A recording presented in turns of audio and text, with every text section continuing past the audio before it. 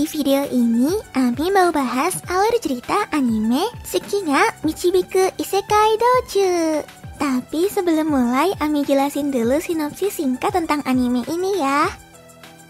Anime ini menceritakan seorang siswa SMA bernama Misumi Makoto yang dipanggil ke dunia fantasi oleh Dewa Tsukuyomi untuk menjadi seorang pahlawan. Akan tetapi, Dewi yang menguasai dunia itu tidak senang dengan kehadirannya dan mengusirnya ke ujung dunia. Oh ya, buat kamu yang nanya, kok durasi videonya kok lama sih? Nah, aku bisa jelasin kok. Soalnya, di sini Ami jelasin beberapa detail dari animenya. Jadi nggak cuma garis besar animenya doang. Tanpa berlama-lama, so, mari kita mulai alur ceritanya. Oni-chan, jangan lupa subscribe dan nyalain lonceng notifikasinya ya.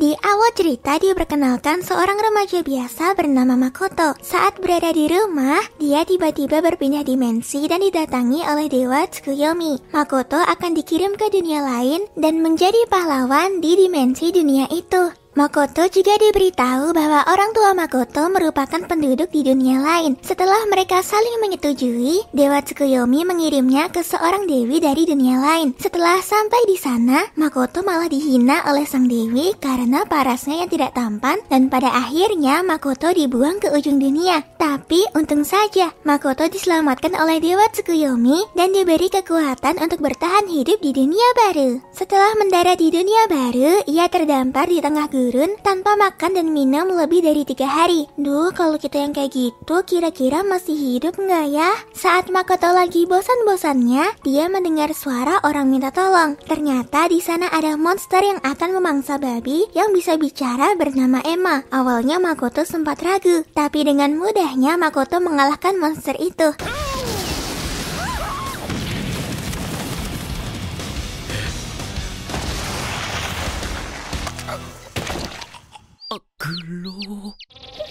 Pada akhirnya Makoto ikut dengan Emma ke tempat tinggalnya. Di sana Makoto diajari sihir oleh Emma, meski pada dasarnya Makoto udah kuat. Jadi nggak susah deh untuk menggunakan sihir. Tapi ada sesuatu yang aneh nih. Walaupun kekuatannya overpower banget, tapi Makoto berada di level 1. Level 1 desu. Kok bisa ya? Keesokan harinya Makoto pergi untuk mengalahkan Shin karena sebelumnya Makoto adalah tumbal Shin. Di tengah latihan, Makoto tidak sengaja menghancurkan sarang milik Shin. Shin pun seketika muncul dan ternyata Shin adalah seekor naga. Terjadilah pertarungan antara Makoto dan Shin.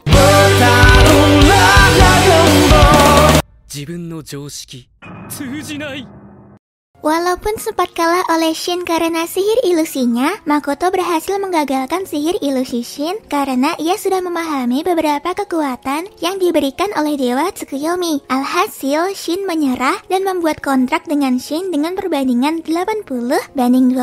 Setelah kontrak selesai, Shin berubah menjadi wujud manusianya. Shin berubah menjadi seorang gadis cantik. Tampaknya di sini, Shin sangat tertarik dengan samurai karena Shin sempat melihat masa lalu Makoto. Setelah itu, Shin menunjukkan sebuah kabut yang menghubungkan ke dimensi lain. Dunia di dalam kabut memiliki tanah yang subur dan sangat indah. Oleh karena itu, Makoto berencana untuk mendirikan sebuah kota karena mungkin aja dunia yang hanya bisa dibuka oleh Shin berada di luar jangkauan sang dewi. Setelah itu, Makoto dan Shin mengajak seluruh penduduk Highland Orc untuk pindah ke tempat yang lebih baik. Di sini juga muncul Shin versi Loli loh.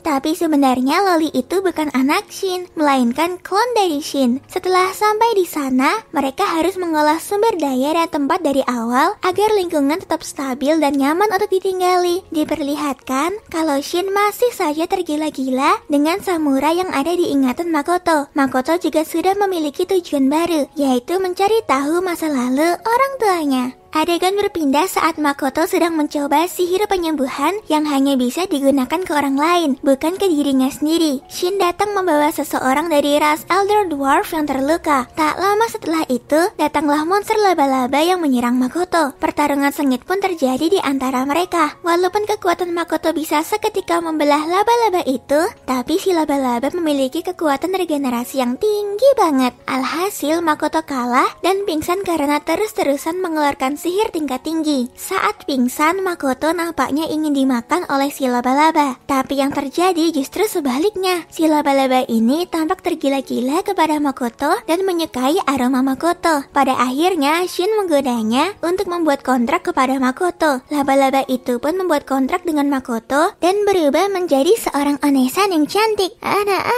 Keesokan harinya, Shin meminta Makoto untuk memberinya nama baru kepadanya dan si onesan laba-laba. Nama Shin diganti dengan Tomoe, sedangkan onesan laba-laba diberi nama Mio. Shin berpindah di mana seluruh penduduk berkumpul. Ada berbagai macam ras yang tinggal di sana, seperti Orc, Mist Lizard, Elder Dwarf, dan Orc. Adegan berpindah saat Makoto akan menuju ke desa manusia. Akan tetapi, saat sampai di gerbang, Makoto langsung diserang oleh para manusia. Hal ini diakibatkan oleh mana Makoto yang membara layaknya 5 raja iblis yang sedang bersatu.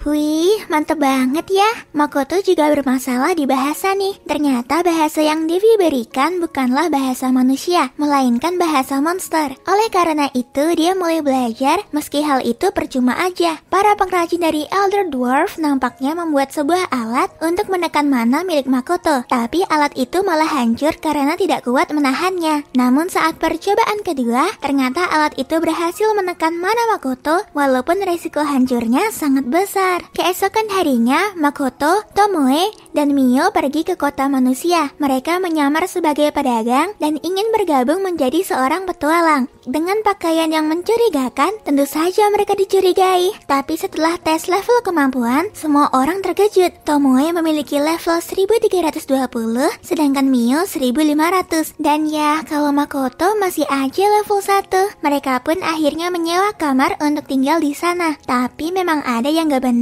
sih dengan penduduk di sana. Saat malam harinya, Makoto dan Mio pergi untuk membeli makanan, sedangkan Tomoe tetap di kamar menjaga barang-barang. Tiba-tiba, Tomoe diserang oleh beberapa orang berpakaian ninja. Tapi dengan mudahnya, mereka dikalahkan oleh Makoto dan Tomoe membawa satu orang dari mereka untuk diinterogasi. Di sisi lain, Makoto didatangi oleh seorang gadis yang meminta bantuan Makoto untuk mencari kakaknya yang hilang. Gadis itu bernama Rinong. Saat menunjukkan gambar kakaknya yang hilang, Makoto terkejut karena dia mirip dengan orang yang dulu ia sukai. Pagi harinya, Makoto meminta Tomoe dan Mio untuk mencari kakak si Rinon. Mereka berdua dengan cepat menemukan kakak Rinon bernama Toa yang berada di balik penjara budak dengan kondisi sekarat. Saat mereka ingin membawanya pergi, tiba-tiba datang seorang petualang bernama Ace dan seluruh anak buahnya. Awalnya si Ace berlagak sombong, namun Ace dan seluruh anak buahnya dengan mudah dikalahkan oleh Tomoe dan Mio. Alhasil bangunan di sekitarnya pun hancur. Gak sampai situ aja nih. Di sini Tomoe dan Mio malah ribut sendiri. Keduanya pun mengeluarkan kekuatan untuk membuktikan siapa yang terkuat. Dan ya, hampir seluruh kota hancur karena perbuatan mereka. Pada akhirnya Rino dan Toa bisa bertemu lagi. Yatta!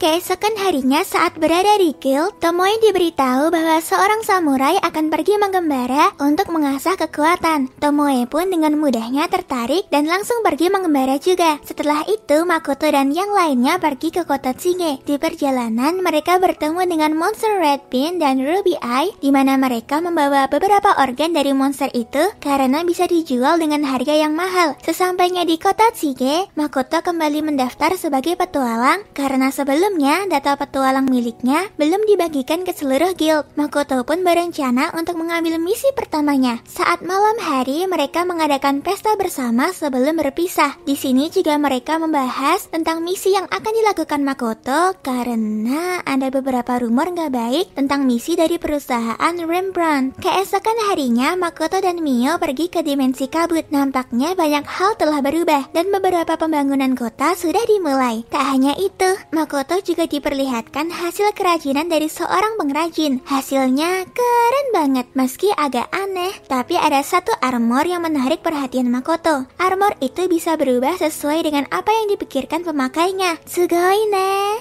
Adegan berpindah pada misi pertama Makoto. Pada awalnya Makoto dianggap gagal dan tidak memenuhi syarat karena tidak membawa bahan terpentingnya, yaitu Ruby Eye yang sangat langka dan susah untuk didapatkan. Tapi setelah Makoto mengeluarkan mata Ruby Ruby Eye, orang yang awalnya meremehkannya bernama Patrick pun menjadi percaya Ruby Eye akan dijadikan ramuan ajaib yang bisa menghilangkan kutukan dari anak dan istri Patrick. Setelah itu, Makoto mendaftar menjadi seorang pedagang di kota Singe. Makoto juga lulus dengan mudahnya dan mendapatkan nilai sempurna. Adegan berpindah ke dimensi kabut. Di sana, Tomoe diam-diam kembali dengan membawa kepiting raksasa dan merebusnya. Tomoe diberitahu oleh Mio kalau dia sedang memakan ingatan dari Makoto. Karena hal itu, mereka sampai ribut memperebutkannya. Makoto pun datang dan melerai mereka berdua. Ternyata di sini Mio tertarik dengan ingatan Makoto. Berbeda dengan Tomoe yang suka samurai. Kalau Mio ini lebih tertarik dengan anime dan tokusatsu gitu.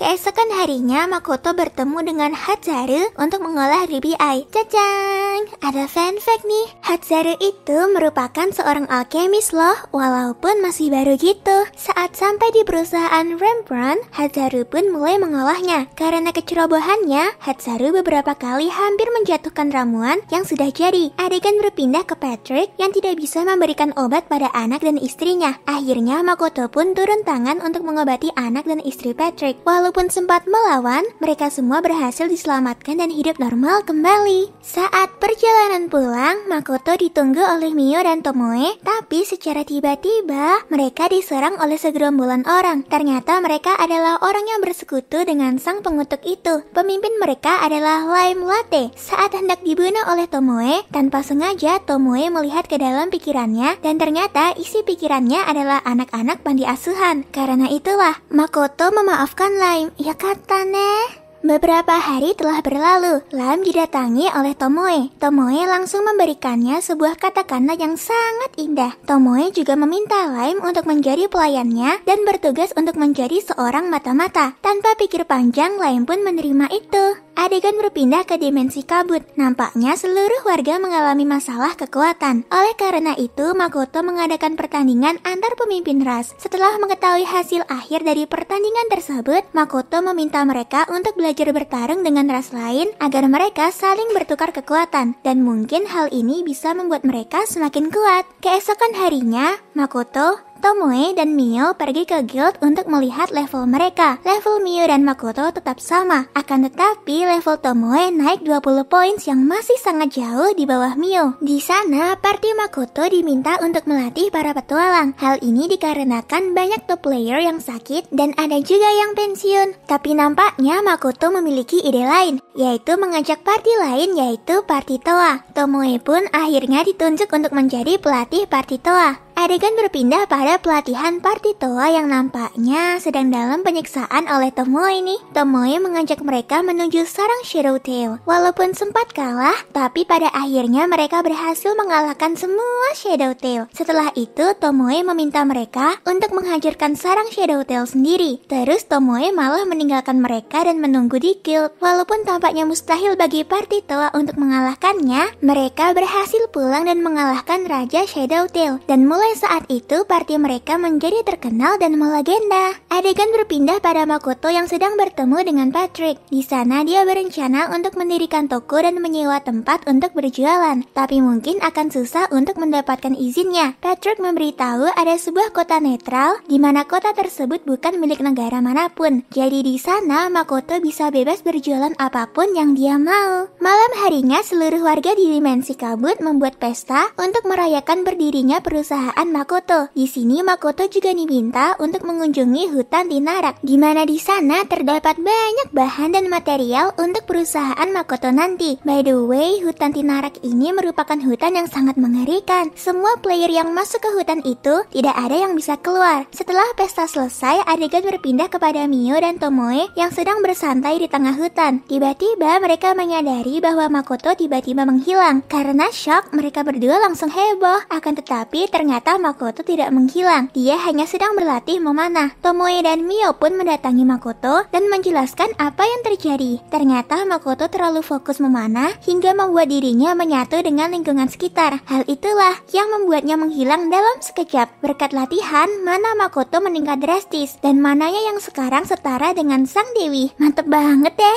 Keesokan harinya, Makoto dan Mio pergi ke hutan di Narak untuk mencari bunga ambrosia. Sesampainya di dalam hutan, nampaknya mereka menyadari kalau mereka sedang diikuti oleh seseorang. Makoto dan Mio pun sampai di tempat tujuan dan didatangi oleh dua orang penjaga hutan bernama Aqua dan Eris. Di sini nampaknya Mio sedikit kesal karena sebelumnya dirinya dan Makoto sedang berpegangan tangan, tapi malah momen ubu mereka diganggu.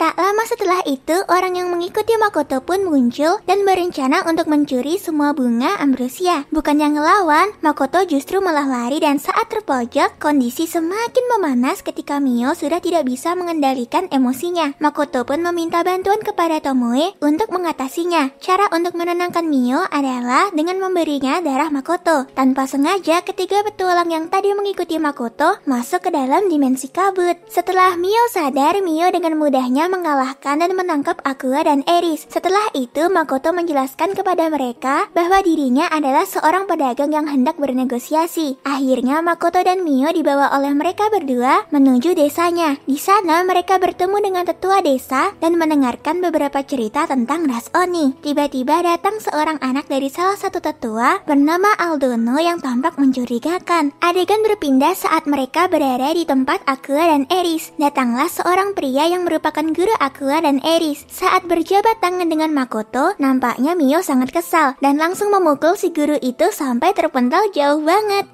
Tampaknya guru ini bukanlah orang biasa. Oleh karena itu, saat malam tiba, Makoto meminta Mio untuk memata-matai Aldono dan guru itu. Dan ternyata dugaan Makoto benar. Si guru sedang dirasuki oleh sesuatu, sedangkan Aldono punya hubungan dengan ras iblis. Saat malam hari, mereka berpesta sebagai tanda kerjasama. Dari jauh, Aldono dan si guru sedang membicarakan sesuatu. Namun secara tiba-tiba, si guru mencekik Aldono dan keluarlah sosok Lich. Aldono pun seketika terbunuh oleh Lich. Tanpa ragu, Makoto langsung menghadapi Lich, walaupun awalnya Lich nampak percaya diri dan menyombongkan kekuatannya. Namun alhasil, Lich kalah dari Makoto hanya dengan satu serangan. Setelah pertarungan usai, Makoto langsung menginterogasi Lich. Dia mengaku bahwa semua ini dilakukan agar dia bisa menjadi Grand. Kamu penasaran gak apa itu Grand? Grand merupakan ras tertinggi yang ada di dunia anime ini. Lich salah mengartikan Grand sebagai ras yang bisa melintasi dunia lain. Tomoe menjelaskan bahwa ras yang sudah berhasil melintasi dunia lainlah yang disebut Grand. Nah, kamu ingat kan kalau di awal cerita Ami jelasin bahwa orang tua Makoto adalah orang dari dunia lain?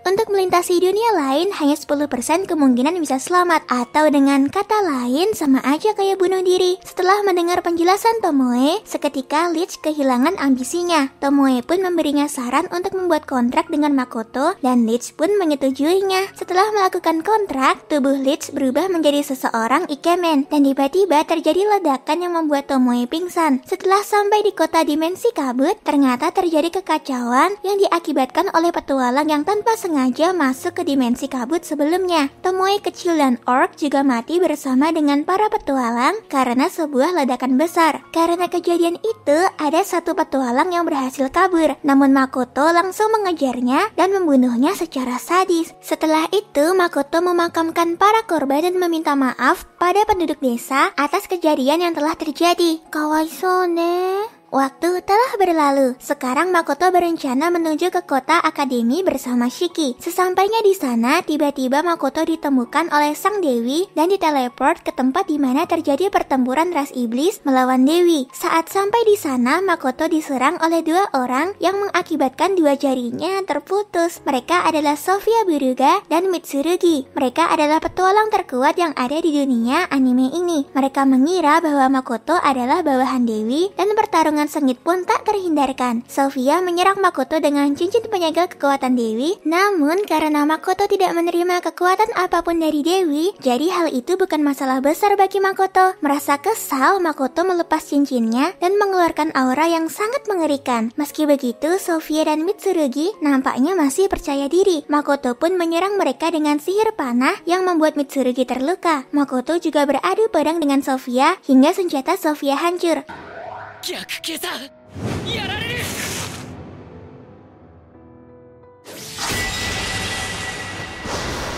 Setelah terpojok, Makoto menggunakan sihir terakhirnya berupa anak panah serta mana yang ada di cincinnya. Serangan itu membuat Sofia dan Mitsurugi kalah, namun Makoto berada di ambang kematian. Untung saja, dia diselamatkan oleh Mio dan Tomoe dan terbangun dengan kondisi normal. Yakata desu ne?